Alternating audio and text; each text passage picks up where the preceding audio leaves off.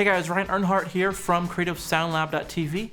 Well, today I got a couple new mics in, and I figured I'd bring you guys along for the ride. So the new stuff is the Rode Procaster. It's a dynamic mic by Rode, and then also got in the AEA N22, which is an active ribbon microphone. It's more geared for close recording. So this shot is a real shot, it's not staged. This is me literally testing the mics and hearing it for the first time. Let's check it out in the control room. Okay, so a couple of different mics on this guitar cabinet, the acoustic 150C, I think it is, reamped out into the live room there. So we have the Electro Voice RE20, and we have the Rode Procaster, which looks very similar to the RE20. I don't know if they're going for that exact sound or not. Who knows, but we're just going to have a listen using the RE20 as something that I personally know, and just kind of see how the Procaster fits into the mix. So first is the RE20.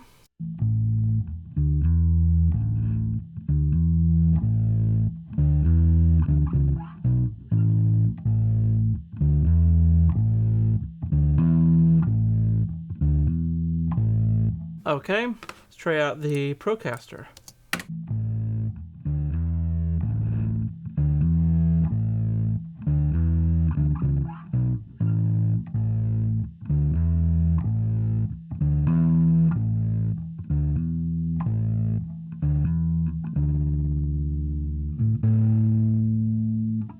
Has a lot more like kind of punch to it.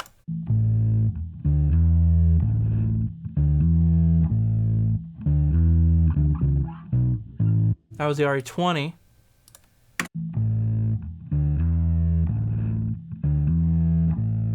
They're really close, actually. I mean, I did hear more of a difference when you listen to the longer examples. Your ear can really kind of dial in and get kind of used to what you're hearing, and then when you switch something, you hear more of it. So I think the Procaster has better top end to it. RE20 might have a little bit more deep lows, but the Procaster hits like in a different area, like, oh, I don't know, 100, 110, kind of. So it kind of makes me curious. I got a kick drum set there. I mean, drums are scattered, but I can just throw these two mics in a kick drum real quick. Okay. Okay, so let's have a listen to these. I did the RE20 first.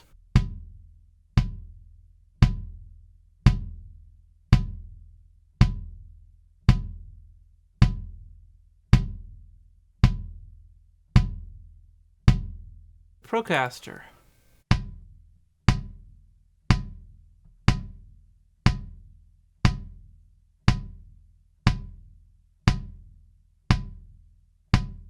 Yeah, I definitely like it a lot more on bass, I think. You know, that drum is super slappy, so mics are really, they either hit or miss on that kick drum. Okay, so I have a different drum setup, totally different sound. It's only 2 inches smaller. Power stroke 3 heads, just like the 24-inch, but very different sound. Let's check it out. Here is the RE20.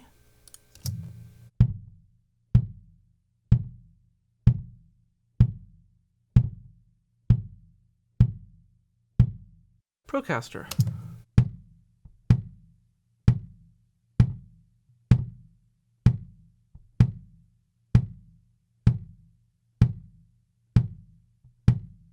Yeah, I like that a lot for this drum. I think the RE20, like, my one complaint is the high end. For this, it didn't have quite the low end as the RE20, but it has the highs, so that's one big improvement. I think it's a better balanced sound over the RE20 for this drum, at least. You know, it's two different sounds here. They are similar, but they are still very different. And I'm sure depending on the drum, you know, I'll be swapping them out for one over the other. Even an SM7 or even my M88 that I use on a lot of different stuff. Okay, this is going to be the N22 into 312.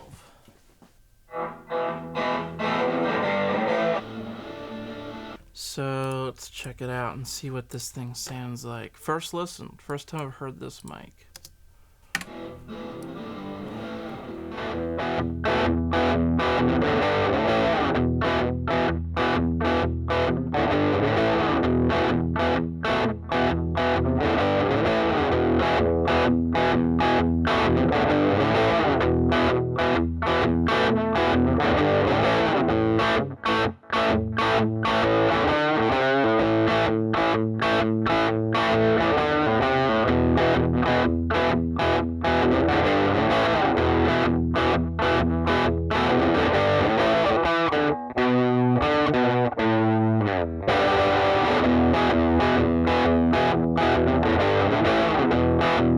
That sounds great. It's not muddy at all.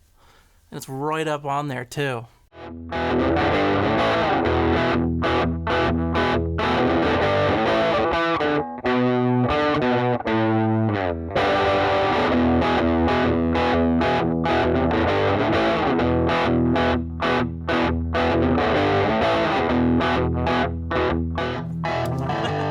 Wow. That's really nice. It's like there's nothing I would really need to change with that. I don't like, it's got enough highs, got enough lows, got enough mids. Mids sound great. Like, I don't feel like I'd need to even move the mic or anything. That was just like a blind, here's the mic. That sounds great.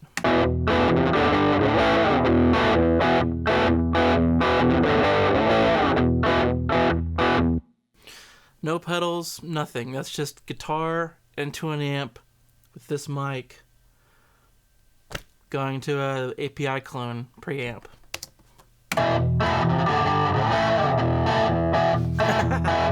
Sounds great. Let's try a different amp.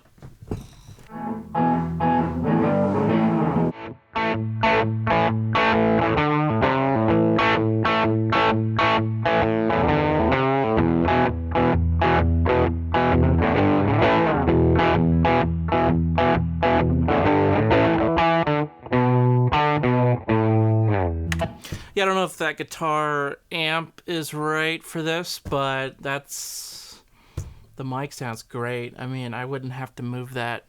If that were the amp that I wanted, I'd go with that. That sounds great. Low volume, high volume.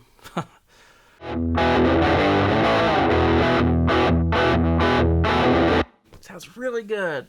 Wow. Okay. I'm curious though, what does N8 sound like compared to that? I don't know if I want to put the N8 right on the grill though. I mean, I'll put both mics equidistant but a little bit further back and compare them. Okay, I got the N8. Duplicate the same settings. Okay, N8, the black, will be first.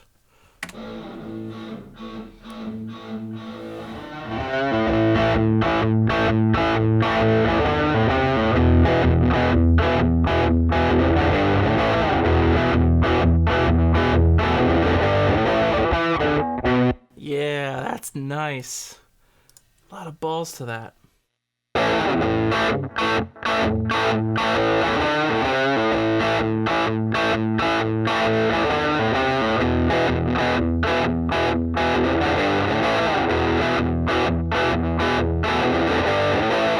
Wow, N22.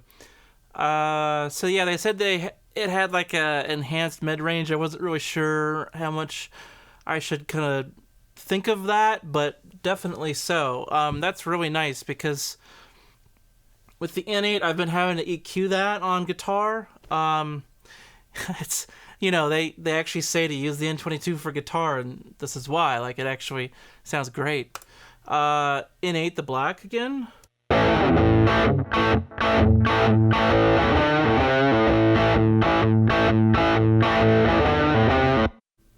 22.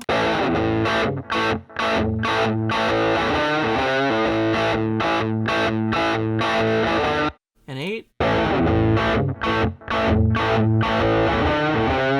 And 22.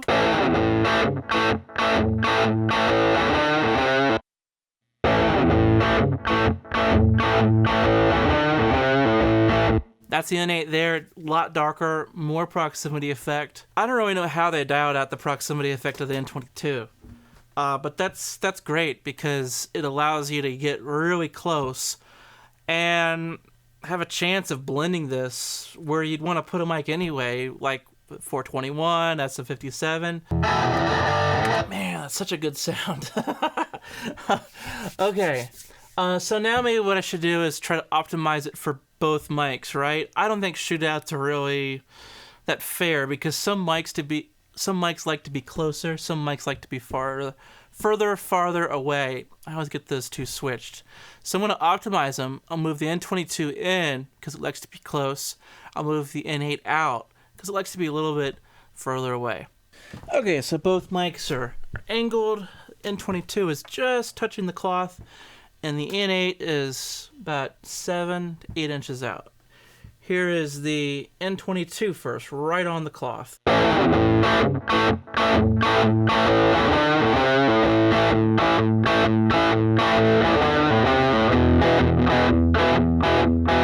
That's nice. N8, 8 inches out.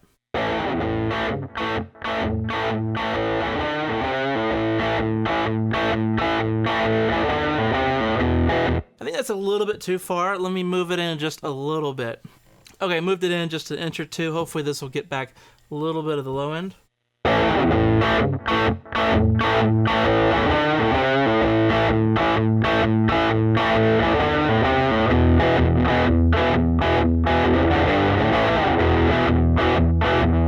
That's nice. That low end's nice.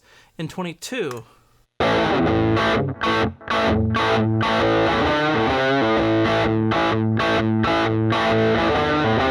N8.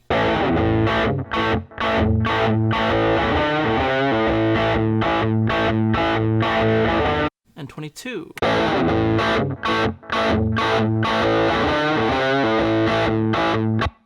N8.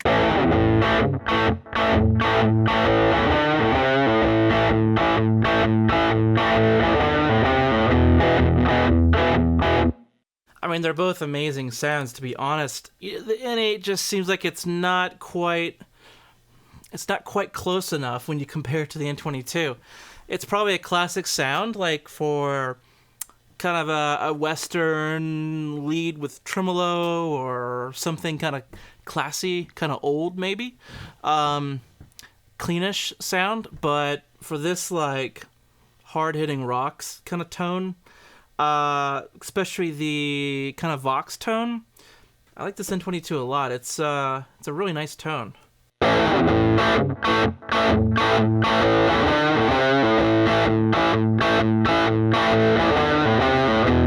So I'd love to know your process on testing out new gear and even thoughts on the gear that I showed off today. I'll be hanging out in the comments below.